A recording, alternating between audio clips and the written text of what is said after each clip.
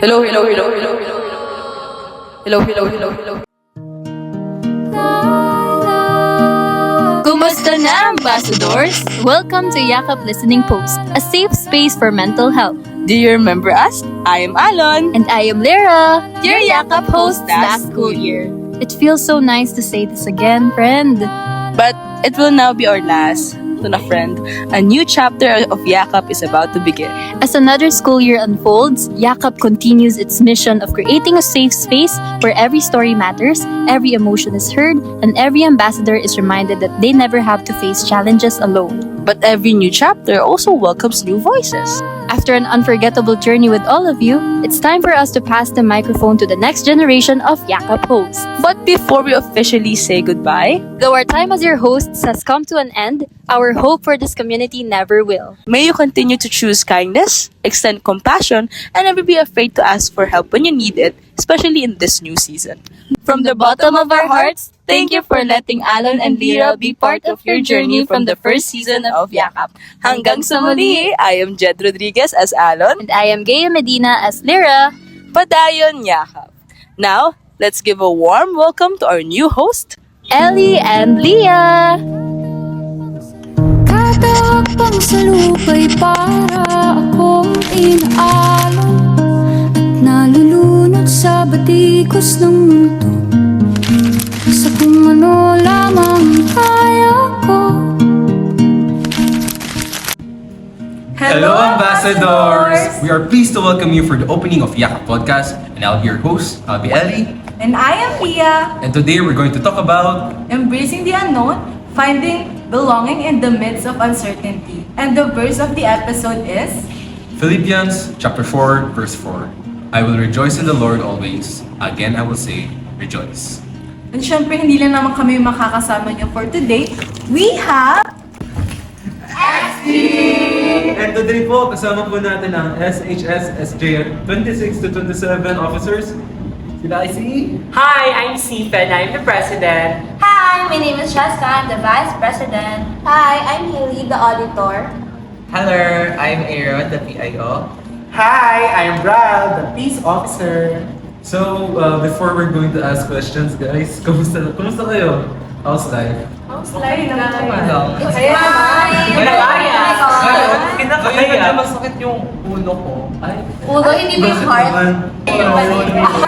We want to know, what is your life before SJ ba? Bago tayo So syempre, let's start with the President. Ay, nakatulog.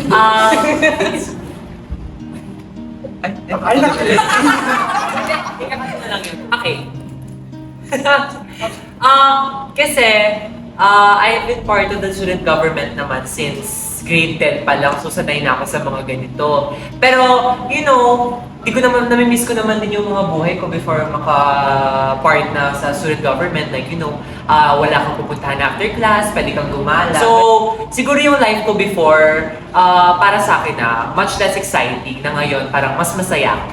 Ganun siya. Ikaw, Aaron? Ako, yung before SJ, siguro ordinary student lang talaga ako. Like, wala talaga. Ano lang ako? Ano ka tayo? Nonchalant student ka lang?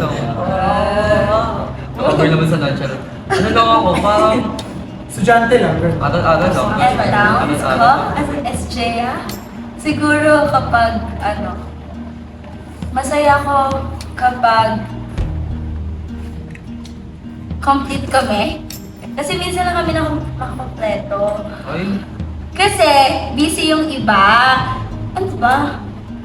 Go, iba ba tayo sa Yun, tapos downs ko syempre kapag yung sunod-sunod yung mga activities na need gawin, like meron sa org, meron pa sa ACADS, yun. Syempre, makakalimutan na natin magbigay ng time sa sarili.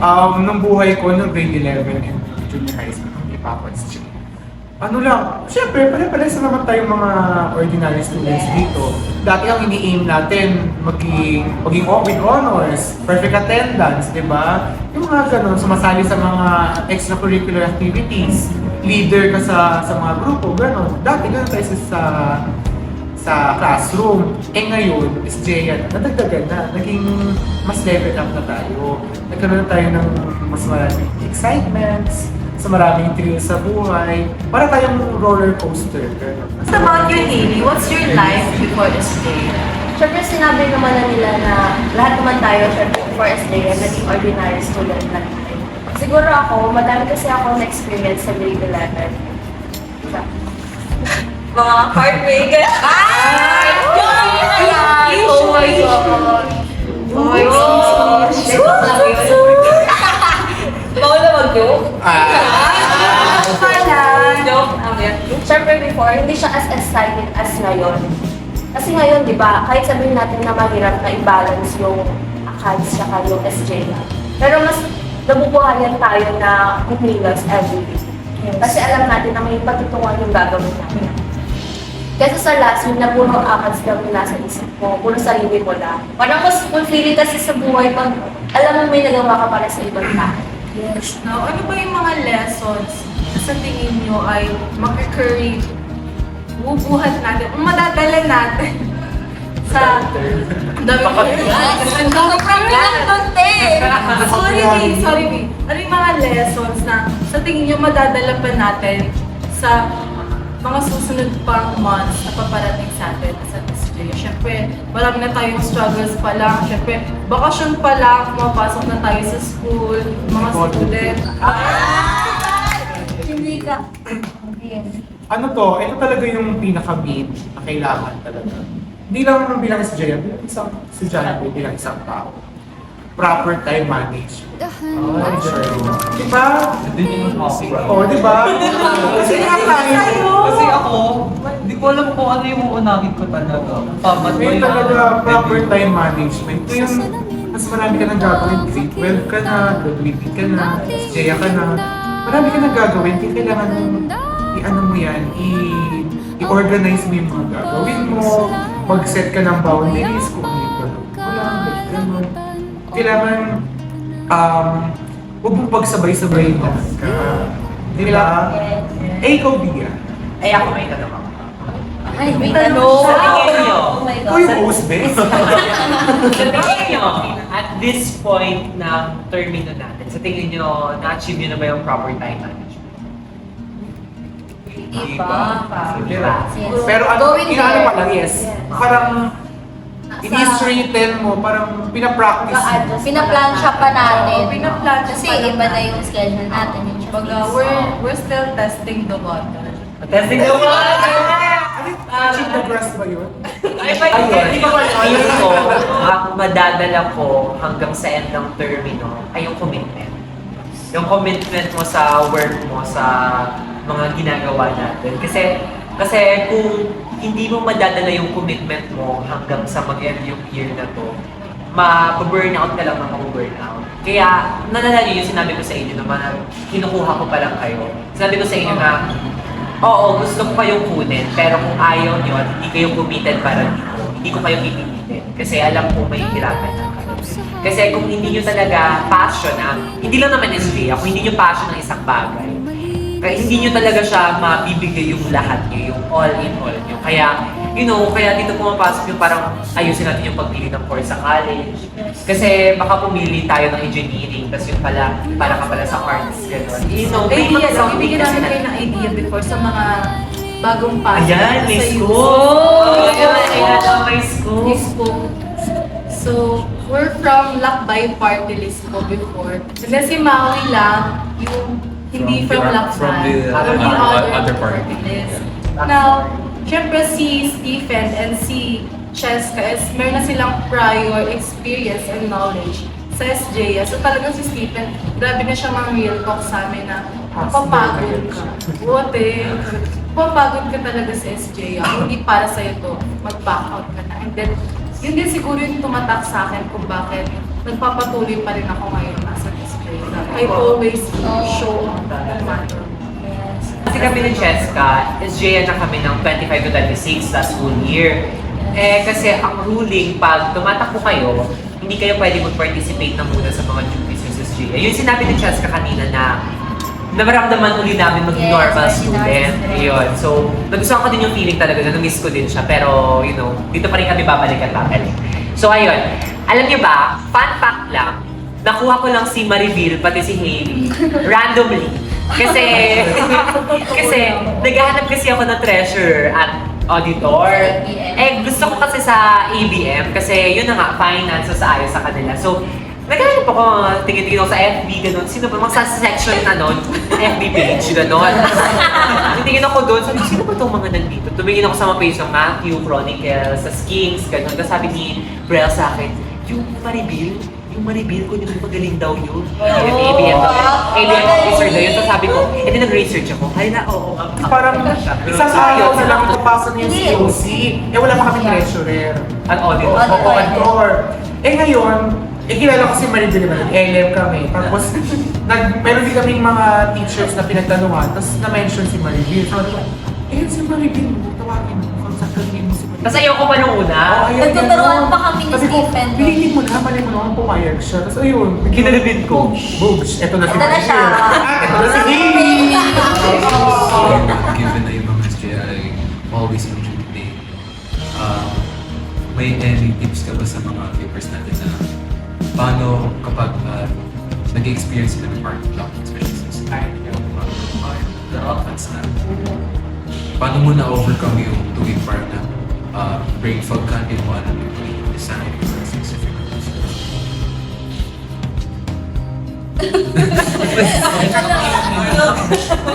Siguro sa mga art block guys, parang for me, parang natutulog muna ako. Actually lang. Parang nagpapahinga muna ako for like One week. Hindi pa.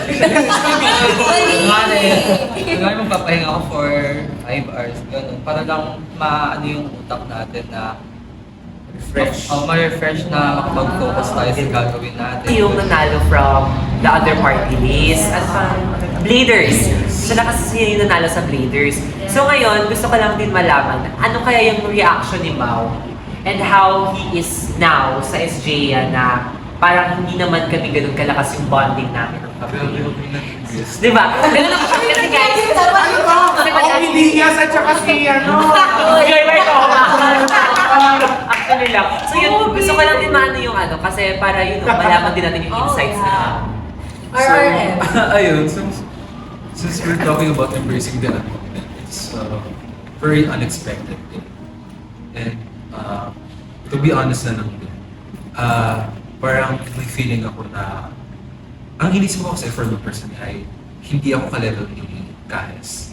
Since, ayun nga, may experience siya since when it comes to the student council, and ako naman, this will be my first ever experience na mag-join sa isang student council. So ayun, it was parang nung nalaman ko na I saw the votes, masaya na people voted, pero at the same time, it's very scary kasi I will be holding a reputation and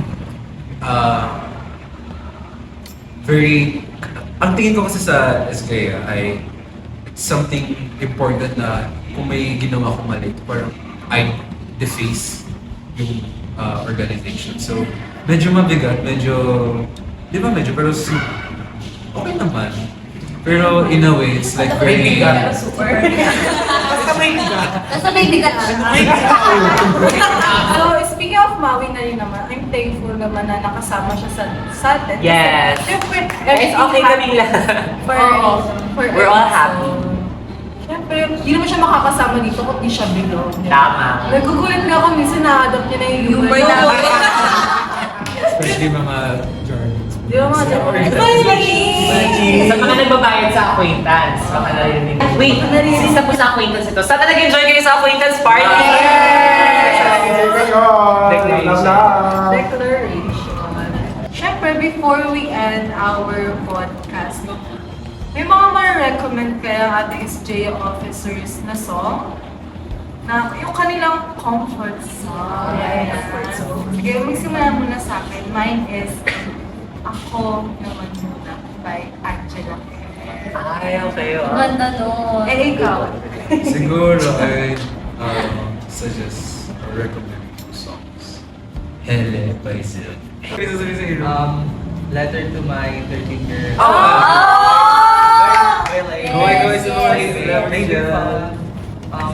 Isa pa. Dalawa?